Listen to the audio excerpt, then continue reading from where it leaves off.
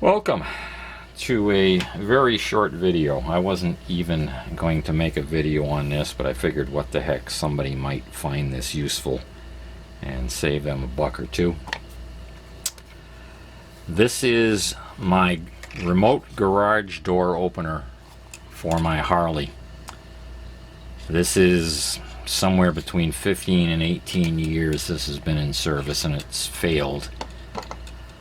On the motorcycle itself, I have a module that is tied into the headlight switch so that when I'm coming home, I don't even have to take my hands off the handlebars. I just flick the high beam, low beam switch up and down like you do a double click on a mouse, bump, bump. Doesn't matter if you go high, low, or low, high, as long as you do that transition between the two very quickly, up and back. So if I'm on low beam, I'd go high, low.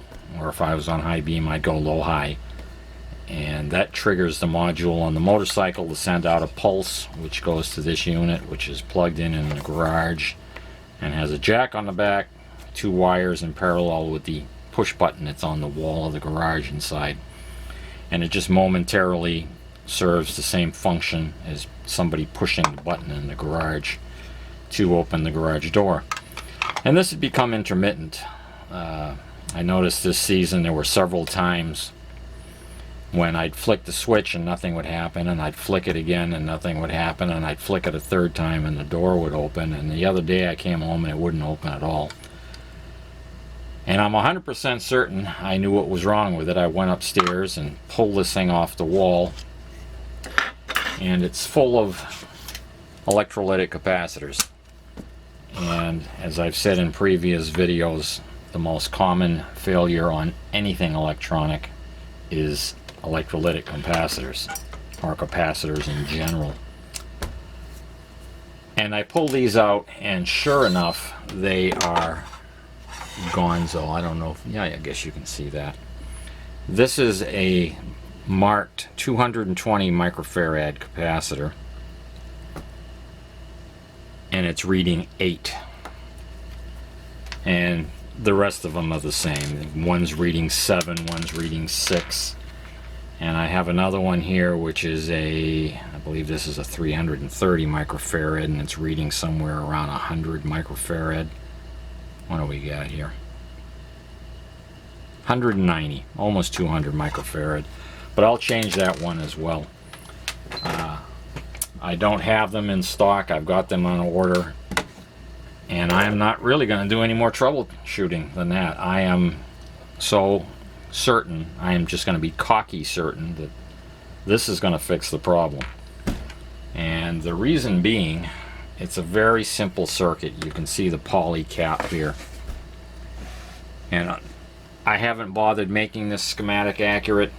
It's just a general concept of what's in this unit. You've got the line coming in, a 1 microfarad poly cap, you've got a current limiting resistor and a bridge rectifier.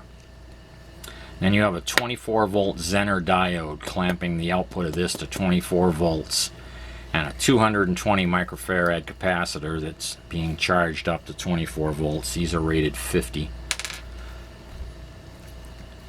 It continues down. There's a 78 L05 or L05 voltage regulator. That's going to be for the electronics. There's a crypto chip that reads the encrypted code from the module on the motorcycle, so only I can open the door.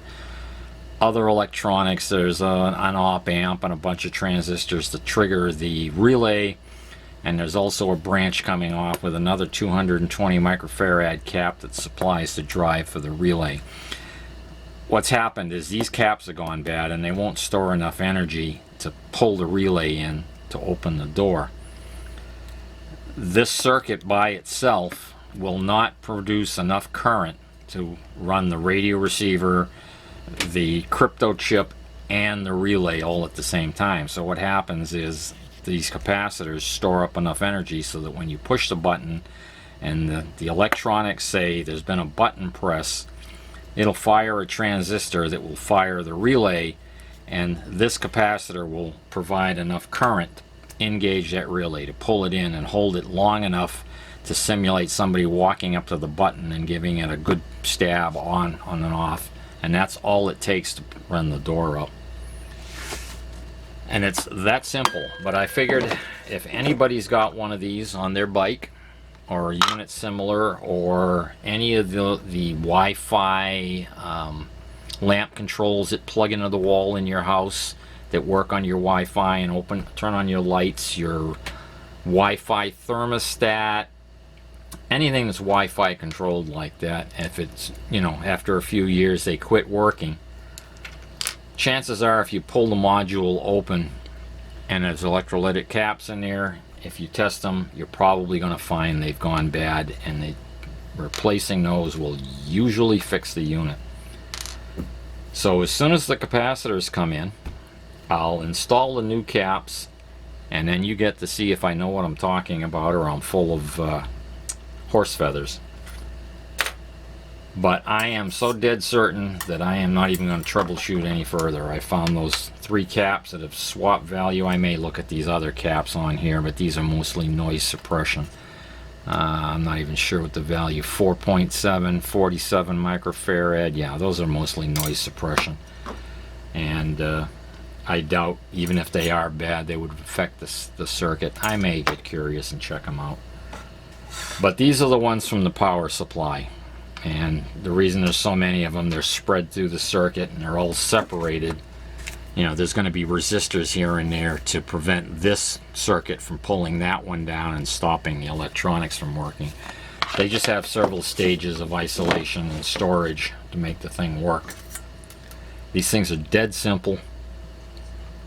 And I've got all the confidence in the world that once I've put these, replaced these capacitors, this thing will be good for another 15 to 18 years, if I can still get a leg over the bike in that far out. We'll see what happens. Anyway, the next time you see this, I'll be putting caps in it. Okay, all the capacitors have been replaced. The unit's back up in the garage. We're going to turn on the headlight here. I don't know if it's going to show up very well in the video. It's not real dark out. But now we find out, hero or zero. Door is going up. Door stops. Door down. No need to take your gloves off on those cold fall nights. You just roll up to the garage, flick your headlights, your garage door opens up. Replaced all the bad capacitors and we're back in business. That's it, short and sweet. Don't contact me asking if your XYZ remote isn't working, what's wrong with it, because I don't know. This is the one I've had for 15 plus years, and I took a shot in the dark that the caps were bad. You use an ESR tester to check them out, or a capacitance meter to check the capacitance. That's it, short and sweet. Thanks for coming along for the ride. See you soon. Bye.